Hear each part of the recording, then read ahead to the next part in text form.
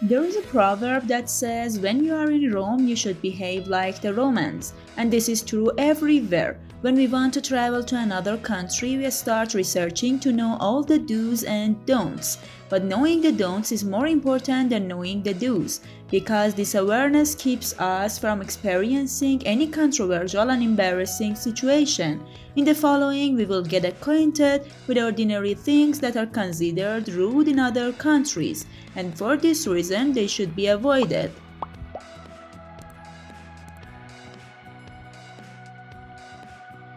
Not giving a tip in Japan may not be mandatory, but in some cases it is considered rude. In Japan, you may also find at the bottom of your invoice that the waiter receives his or her full salary, so there is no need for a tip.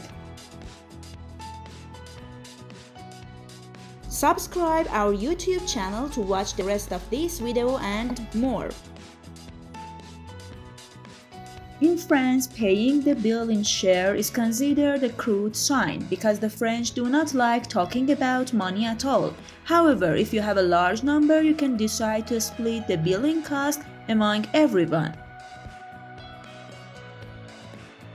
The Greeks consider showing the palm of the hand more offensive than a way of greeting. This move means pushing back more than greeting to them, so don't shake hands for others in Greece.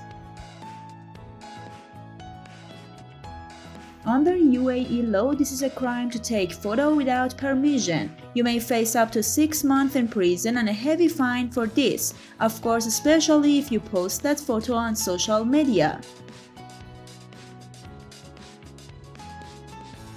In Australia and the UK, not taking turns is a taboo. This is true of public transportation, shopping malls, cafes, and everywhere else. Always wait for your turn and do not make things difficult for yourself. Cycling is one of the main modes of transport in the Netherlands, and special lanes are usually very crowded.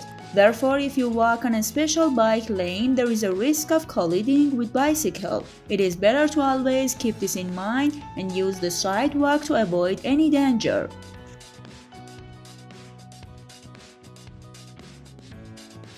Shaking your head up and down usually means yes, and turning your head left and right usually means no. But in Bulgaria and Albania, the meaning of this movement is exactly the opposite.